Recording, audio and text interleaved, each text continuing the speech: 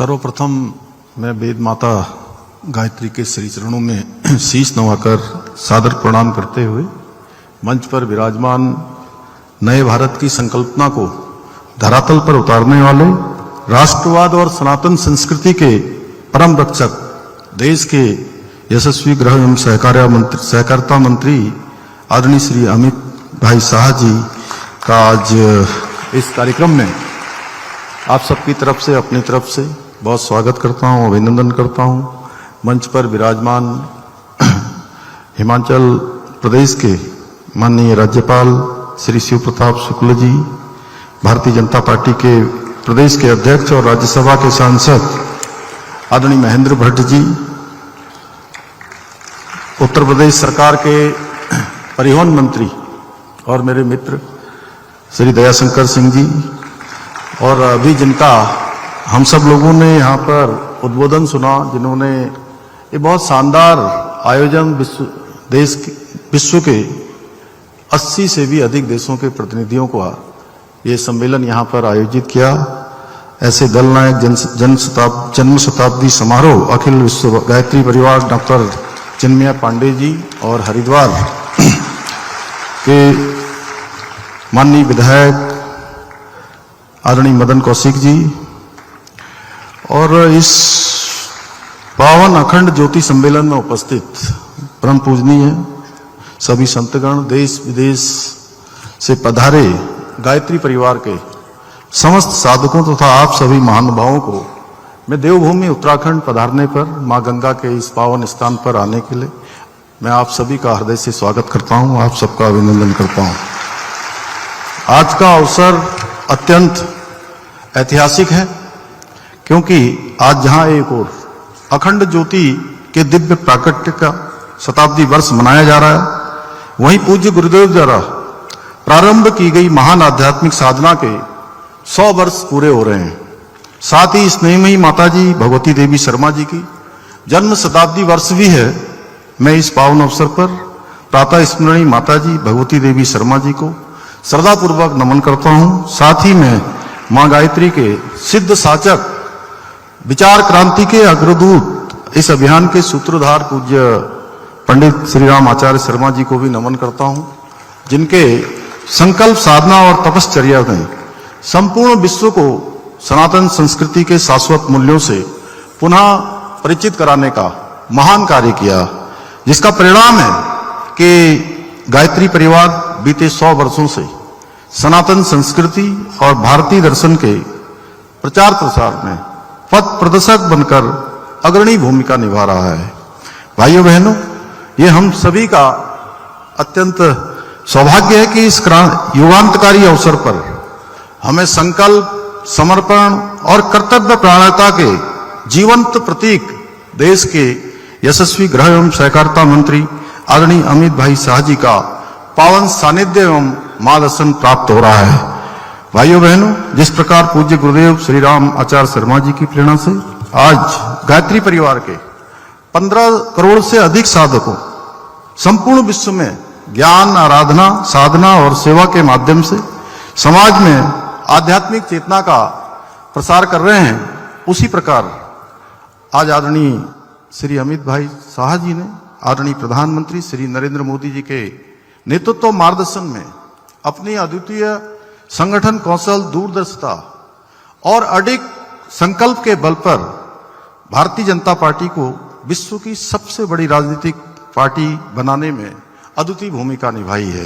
का संकलन मातृवाणी, शताब्दी लेखमाला, सतयुग का सूर्योदय, अनुकंपा, वात्सल्य, अमृतवाणी का यहाँ पर विमोचन हो।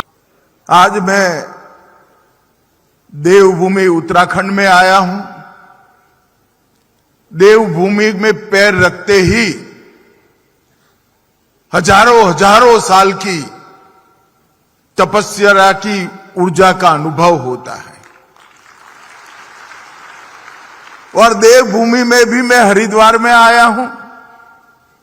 एक कुंभ क्षेत्र है, सप्त ऋषियों की तपस्या की भूमि है। अनगिनत संतों ने यहां अपने आत्मा के साथ साथ करोड़ों लोगों की आत्मा को जागरूक कर आध्यात्म के रास्ते पर प्रशस्त करने का पुरुषार्थ इसी भूमि पर किया है। और यही भूमि पर पंडित राम शर्मा और वंदनीय माता जी ने गायत्री ऊर्जा को जागरूक करने का काम किया है। आज अखंड ज्योति सम्मेलन में आकर मैं सच अर्थ में अखंड ऊर्जा और चेतना की अनुभूति कर रहा हूं। ये मेरा मन ही जानता है यहां से कितनी चेतना लेकर मैं वापस जाऊंगा। आस्था, अध्यात्म और संस्कृति, ये तीनों का ये संगम स्थल है।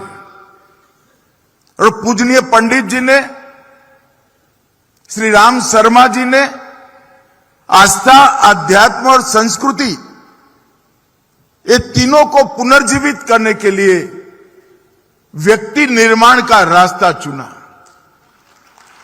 हर व्यक्ति के अंदर बसे हुए परमात्मा रूपी आत्मा को जागरूक और ऊर्जावान करने का काम किया। और आज मैं तो चिन्मय जी को अभिनंदन देना चाहता हूं, बहुत बहुत अभिनंदन देना चाहता हूं।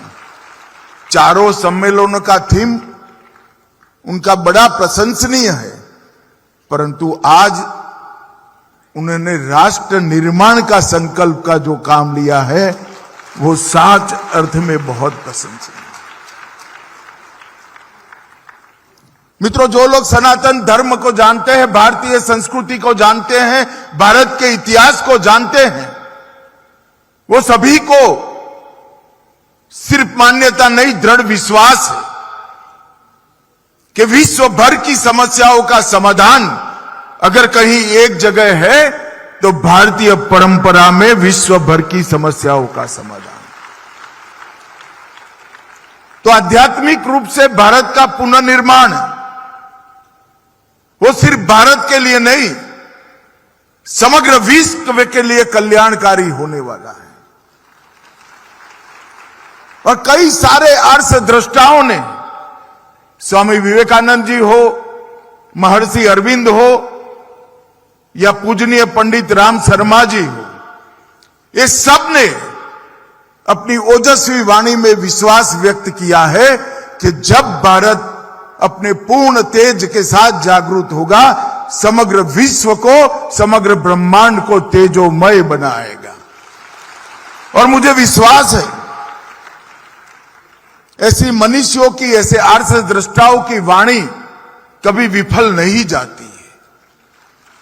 उनके मुख से जो सत्य वचन निकले हैं, इसको हम सब ने ब्रह्मा के वचन मानकर ही आगे बढ़ना पड़ेगा और उस विश्वास के साथ आगे बढ़ना। और पंडित राम शर्मा ने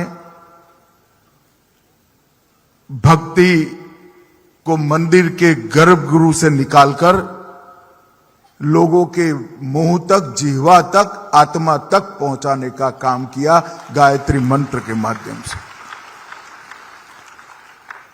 ये आज जो विशाल समागम दिख पड़ा है, सातों नगरों में भी आभासी स्वरूप से इसको गायत्री परिवार के सभी लोग देख रहे हैं और देश और विश्व भर में देख रहे हैं।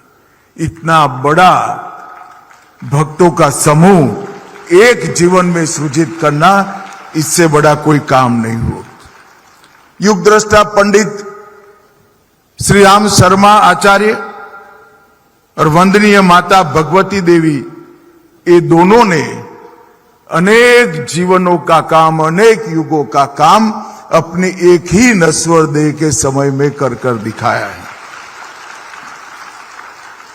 एक ऐसा वटवृक्ष बनाया जो वटवृक्ष की छांव में 100 से अधिक देशों में 15 करोड़ से ज्यादा अनुयायी आज अध्यात्म के मार्ग पर अपने आत्मा के कल्याण का मार्ग प्रशस्त कर रहे हैं। और आज ये अखंड ज्योति की सती मनाई जा रही है।